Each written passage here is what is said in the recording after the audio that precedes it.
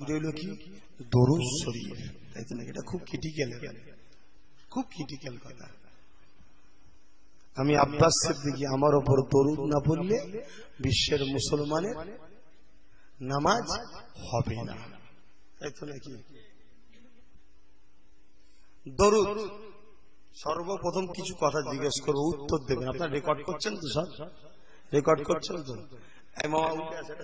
স্মৃতি তুলে রাখো, কমিটির ছেলে একটা কেউ আসো, একটা স্মৃতি তুলে রাখো, সবাই তুলবে না, একটা কেউ তুলে রাখো স্মৃতি। তোমাদের আহমেদাবাদের শহরে জলসা, একটা স্মৃতি তুলে রাখো, সবাই তুলবেন না, ওটা স্মৃতির জন্য কমিটি একটা কেউ তুলে। এখানে আসো, আমার তুলতে হবে না, বাকিটাকে তুলে। তো ভাই যান, আমারটাকে তুলছে কেন? আমি বললাম স্মৃতি তুলে রাখতে বলছি না, আমারটা তুলছে। এরকম সাইড থেকে তুলে দাও। কথা বুঝছেন না? এই কথা শুনছেন তো নাকি? দরুদ, এদিকে খেয়াল করেন ভালো করে। দরুদটা কি? দরুদটা কি বলে? আচ্ছা, আমি আপনাদের সর্বপ্রথম জিজ্ঞেস করছি, দরুদ রাসূল ছাড়া কারো উপরে পড়া হয় কি? আপনাদের জিজ্ঞেস করছি, দরুদ রাসূল ছাড়া কারো উপরে পড়া হয় কি? আমার পূর্বে ওয়াজ করছিলেন আপনাদের সালাম দরবারের ইমাম, ওয়ালা আলে ইমামে হাসান হোসেন পড়লো, ধরলেন না কেন? যখন পড়া যায় না বললেন না কেন? এই দেখছি আমাদের বন্ধ করো, শুনছেন না? তো রাসূল ছাড়া অন্য কারো উপরে দরুদ পড়া হয় কি?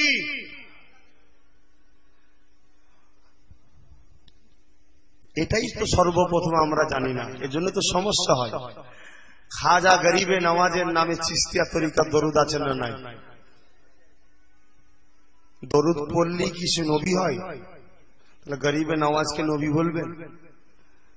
মুজাদ্দিদিয়া তরিকার দরুদ মুজাদ্দিদ আল-পেসানি হুজুরের নামে আছে না নাই? দরুদ পড়লেই কি নবী হয়? হযরতে নিজামউদ্দিন আউলিয়া হুজুরের নামে নকশবন্দিয়া দরুদ আছে না নাই? কথা বুঝছেন না? দরুদ পড়লেই নবী হয়? কথা বুঝছেন তো নাকি? দরুদ পড়লেই নবী নয়, দরুদ রাসূল ছাড়া অন্যের উপরে পড়া হয়। এবার দরুদ শব্দের মানেটা কি বাংলায়? এখনই দেখবেন সব সমস্যা মিটে যাবে। দরুদ শব্দের বাংলায় মানে হচ্ছে দোয়া। কি? দোয়া।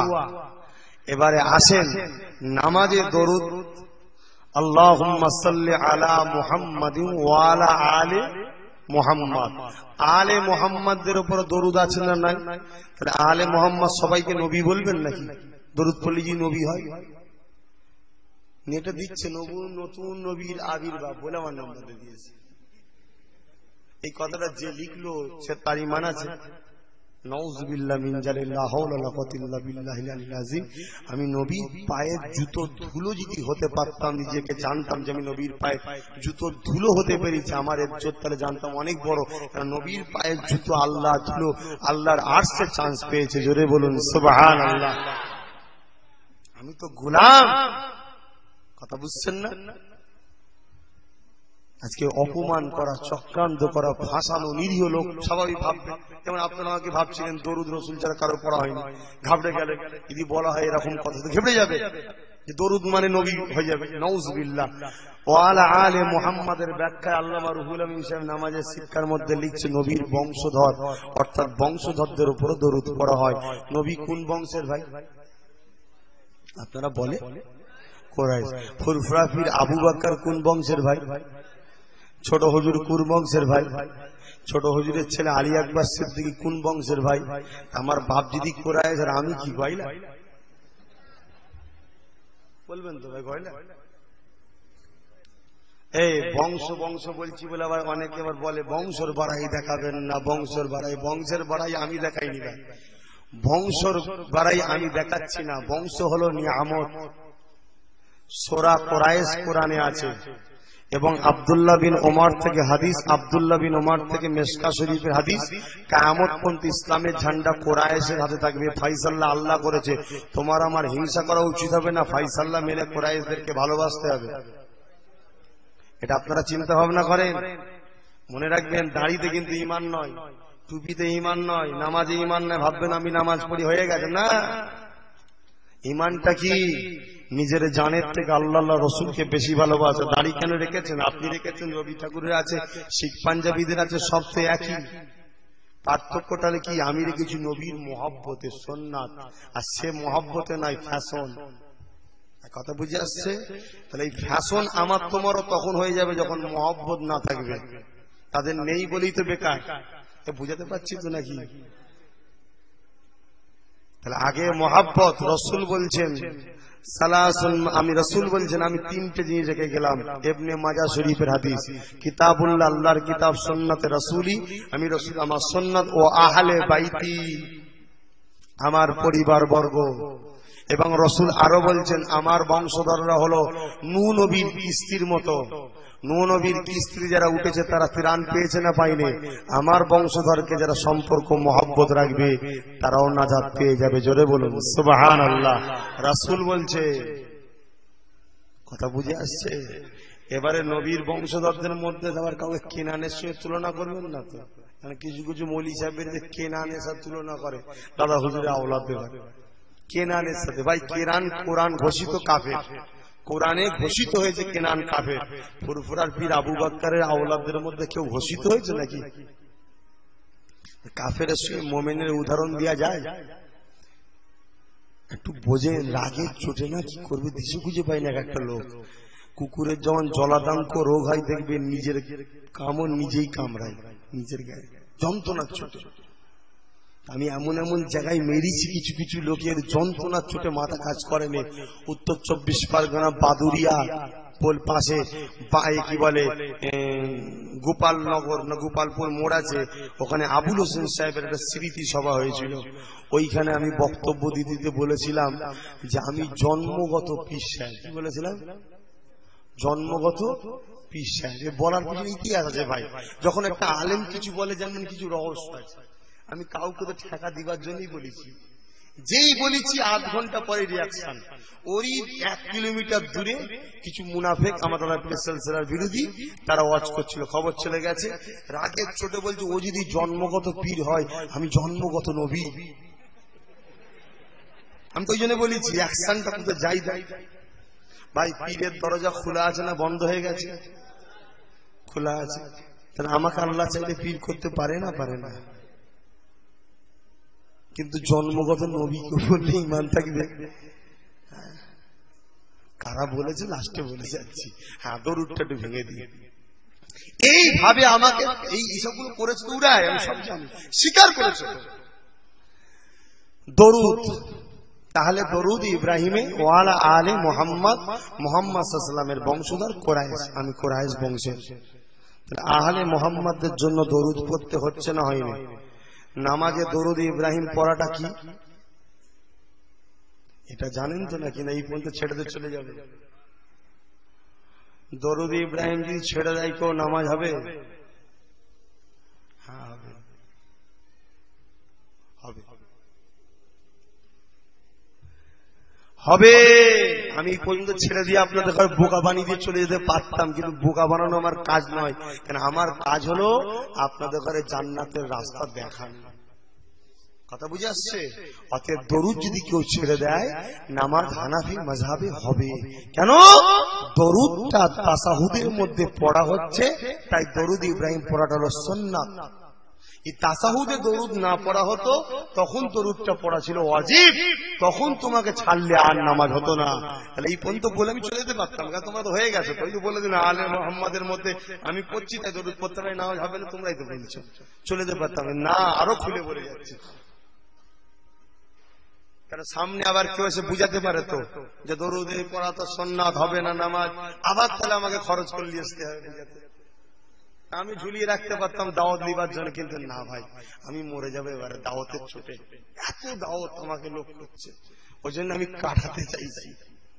শোনেন, তাসাহুদের মধ্যে দরুদ পড়া হয়ে যাচ্ছে। তাসাহুদ যদি নামাজে কেউ ছেড়ে দেয় তার নামাজ হবে হবে না, কারণ তাসাহুদ হলো পড়া ওয়াজিব, পড়তেই হবে। কথা বুঝে আসছে? তাসাহুদের মধ্যে দরুদ কোথা আছে? এবারে আসেন দেখি তাসাহুদটা পড়ে। যারা ভুল ধরছিলেন আপনারাই পড়েন তাসাহুদটা।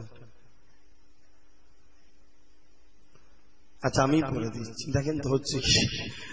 التحيات لله والصلوات والطيبات السلام عليك أيها النبي ورحمة الله وبركاته السلام علينا وعلى عباد الله الصالحين কারা? ইবাদিল্লাহ সালেহিন কারা? আপনার সিদ্দিকী একা?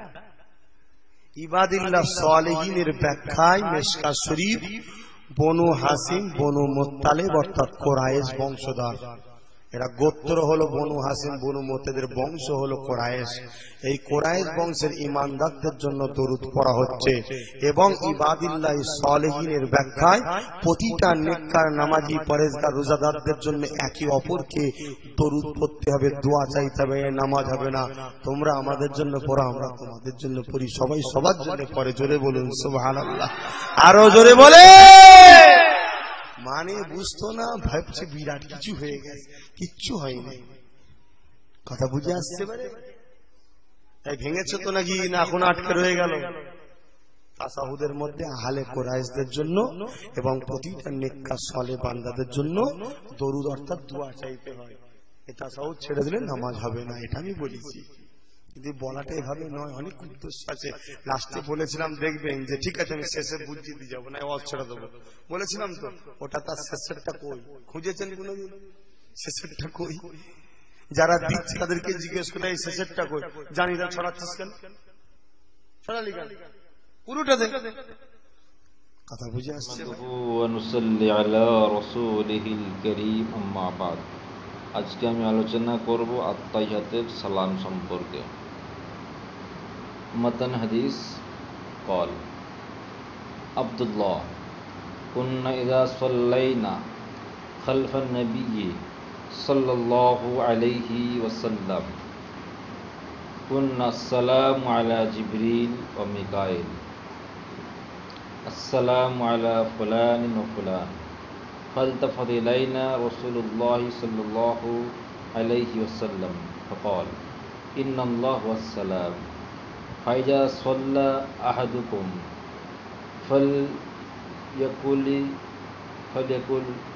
التحيات لله والصلوات والطيبات السلام عليك أيها النبي ورحمة الله وبركاته السلام علينا وعلى عباد الله الصالحين فإنكم إذا قلتموها أصابت كل عبد لله صالح في السماء والأرض أشهد أن لا إله إلا الله وأشهد أن محمدا عبده ورسوله।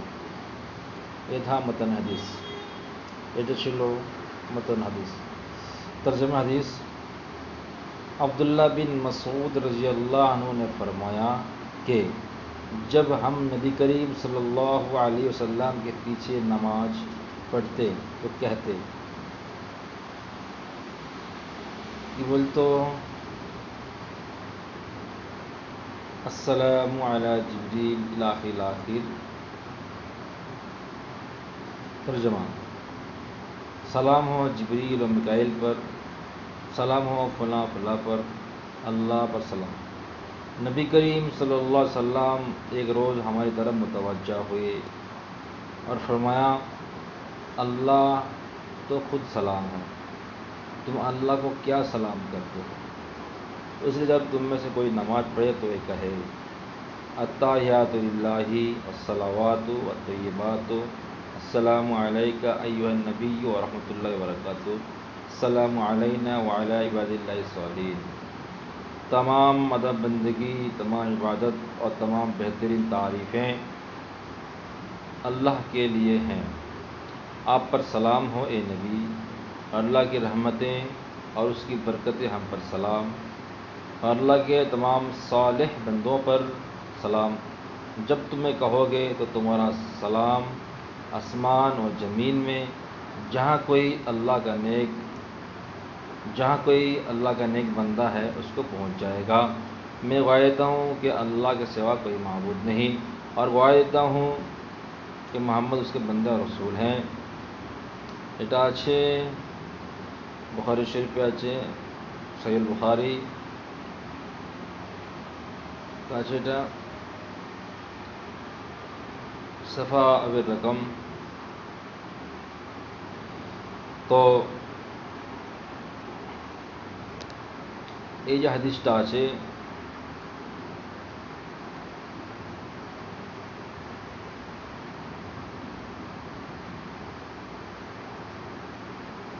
এই যে হাদিসটা এখানে পাওয়া যাচ্ছে, এখানে যে বিষয়টা লক্ষণীয় হচ্ছে এটাই, ওয়ালা ইবাদিল্লাহিস সালিহিন, যারা বলেন ইবাদিল্লাহিস সালিহিন থেকে অর্থ হচ্ছে এটাই যে নবীর খানদান বা নেক বান্দা ইত্যাদি।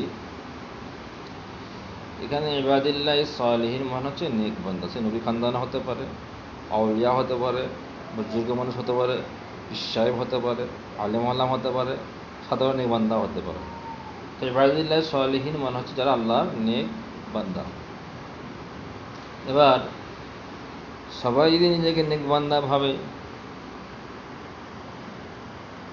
বলতে তো হবে না। নেক বান্দার একটা ক্রাইটেরিয়া আছে, নেক বান্দা কী হয়, তার কোরআন হাদিসে কী গুণ থাকলে বা কোরআন হাদিসের গুণ অনুযায়ী তার কী কী গুণ থাকলে সে নেক বান্দা হবে, সেটা লক্ষণীয় বিষয়।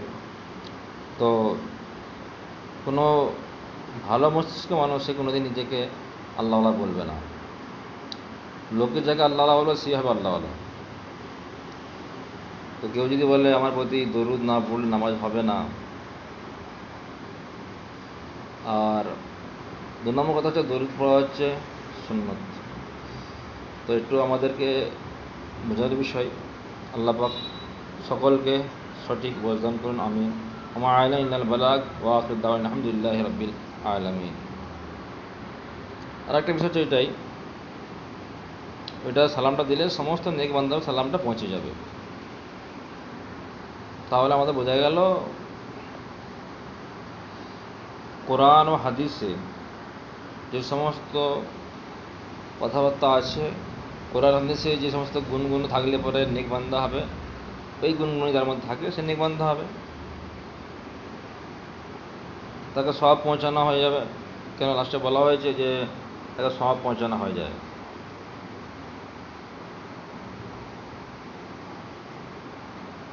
এবং নেক বান্দা হবে, সালামতি হবে। তাহলে কোরআন হাদিসে যেই গুণগুলো থাকলে নেক বান্দা হবে, সেই গুণগুলো ওনার মধ্যে যদি পাওয়া যায় নেক বান্দা হলে কোনো অসুবিধা নেই। আর আমার তো জানা নেই যে নিজেকে ভালো বলে সেই ভালো, এটা তো আমার জানা নেই। আমি যেটা জানি, লোকে যাকে ভালো বলে সেই হয় ভালো। আর আমাদের শরীরের বিধান হচ্ছে কোরআন হাদিসে যেই গুণগুলো থাকলে পরে ইবাদিল্লাহিস সালিহিন হবে, সেই গুণই, এবং তারাই ইবাদিল্লাহিস সালিহিন হবে, নচেত হবে না। যেমন ইবাদুর রহমান ইয়ামশুনা, রহমানের বান্দা কারা, এসব ইত্যাদি আছে কোরআন আয়াতে। আল্লাহ পাক আমাদের সকলকে শোনার চেয়ে বেশি বেশি আমল করতে হবে। আমিন। ওমা আলাইনা ইল্লাল বালাগ ওয়া আখিরু দাওয়ানা আলহামদুলিল্লাহি রাব্বিল আলামিন।